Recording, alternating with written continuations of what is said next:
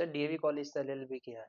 हाँ, DAV college से LLB किया। डीएवी कॉलेज में ग्रेजुएशन में भी चला गया था वहाँ।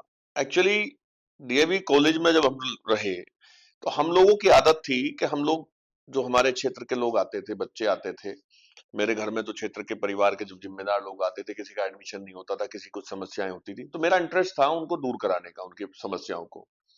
हम लोग उनके बीच में रहते थे। इसी के नाते डीएवी कॉलेज में जब हम लोग अधिका वहां के प्रशासनिक, यदि टीचर से, प्रशासनिक लोगों से, कॉलेज प्रशासन से जब हम लोग बात करते थे समस्याओं के निदान के लिए, तो बच्चे देखते थे। धीरे धीरे बच्चों का, छात्रों का मन हुआ कि मैं चुनाव की तैयारी करूं। मैंने उस समय चुनाव की तैयारी भी की और लंबे समय संघर्ष भी किया। उस समय चुनाव, जब मैं चुनाव की तैयारी कर रहा था, चुनाव नहीं हुए।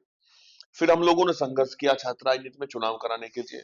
वो बात अलग है कि मैं दुर्भाग्यवश चुनाव नहीं लड़ पाया छात्र संघ का, लेकिन उसी बीच में चुनाव में लड़ लिया एमएलए का 2004 में।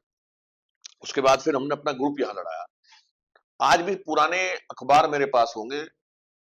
परमपिता परमेश्वर की कृपा से, जनता के सहयोग से, मैंने 1 दर्जन के आसपास कॉलेजों में पूरे जनपद के अपना पैनल लड़ाया था और कई जगह मेरे पैनल के लोग जीते भी थे।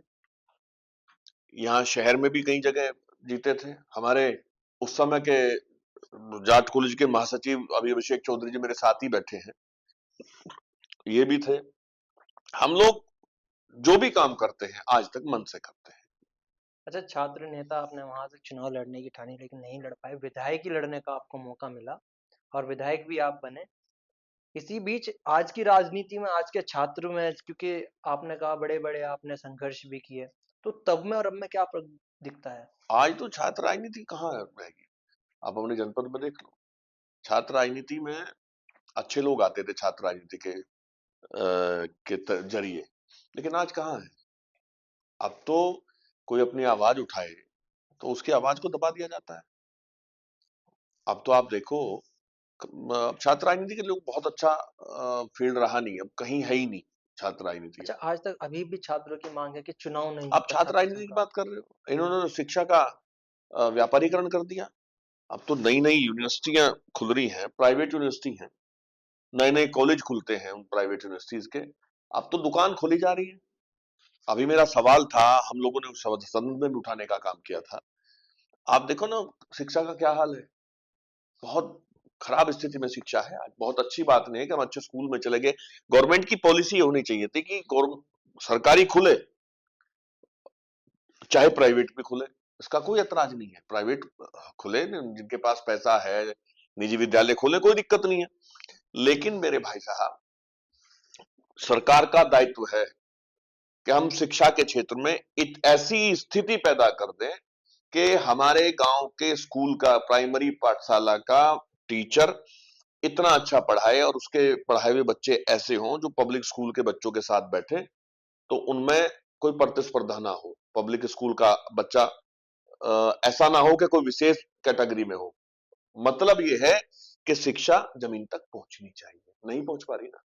आप बताओ, आप प्राइमरी स्कूल में जाओ और जाकर के देखो, और यहां आप जाओ। मैं तो चाहता हूं कि ऐसे स्कूल बने। हमारा सिस्टम, कभी हम सरकार में आए तो हम ऐसा सिस्टम करेंगे, ऐसा प्रयास करेंगे कि मेरा बच्चा भी जाकर के स्कूल में पढ़े तो कोई दिक्कत ना हो।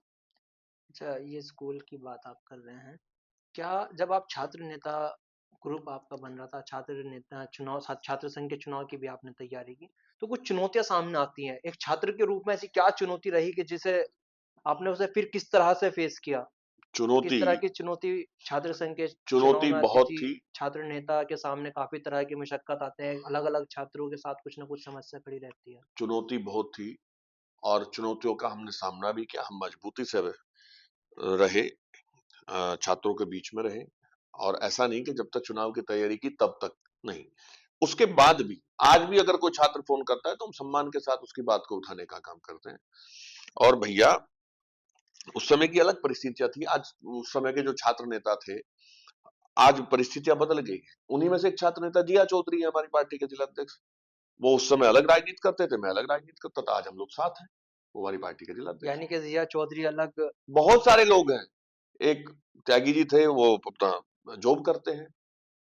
बहुत लोग हैं जो उस समय के थे, और कई लोग मेरी साथ वाले जिला अच्छा। पंचायत का मेंबर रहे हैं। एक वीरेंद्र सिंह जी के बेटे भी मेरे साथ पढ़ते थे डीएवी कॉलेज में। बहुत सारे लोग अच्छा, थे। ऐसा कहा जाता है कि डीवी में पहले बदमाशी भी बहुत होती थी। नहीं, मेरे समय में ऐसा नहीं। और मतलब ये देखिए, मेरे समय में एक अच्छा माहौल था। हम लोग जाते थे तो हमको ये नहीं कहता था। बहुत दिनों बाद लोगों को पता चला था, आम छात्रों को, कि मैं किसका बेटा हूँ। मैं ये आप जाकर किसी से पूछ लीजिए, मेरे समय के जो लोग हैं, जो नेता थे उस समय, वो तो जानते थे। जो आम छात्र थे, जब मैं कॉलेज में जाता था, अपना परिचय देता था और कहता था मैं छात्र संघ के लिए प्रयासरत हूँ, और जो मुद्दे हैं उन मुद्दों के, कई बार हम लोग जैसे आउटसाइडर्स हमारे कॉलेज में आते थे। कई उस समय की जो परिस्थितियां थी, कई चुनौतियां थी, और बच्चों के सामने भी थी। उन चुनौतियों को दूर करने के लिए, जैसे कई बार यूनिवर्सिटी की तरफ से कोई कोई आदेश आता था, फीस बढ़ जाती थी, तो हम लोग प्रशासन से बात करते, मतलब कॉलेज प्रशासन से बात करते, यूनिवर्सिटी जाते थे, हम लोग यूनिवर्सिटी भी गए हैं। तो परिस्थितियां अलग थी उस समय, लेकिन फिर भी हम लोगों ने अपनी उपस्थिति लोगों के बीच में रखी। मैं ये कह रहा था कि बहुत सारे बच्चों को, जो आम छात्र थे, उन्हें ये नहीं पता था मैं किसका बेटा हूं। धीरे धीरे जाके पता चला, हाँ, ये एहसास हो गया था कि कोई पंकज मलिक है। तो हम लोगों ने, मेरे पिता ने हमें यही संस्कार दिए हैं कि कहाँ हम पैदा हुए वो मायने तो रखता है, पर हम क्या हैं ये बात ज्यादा मायने रखती है। हम क्या हैं और क्या हो सकते हैं और क्या कर सकते हैं।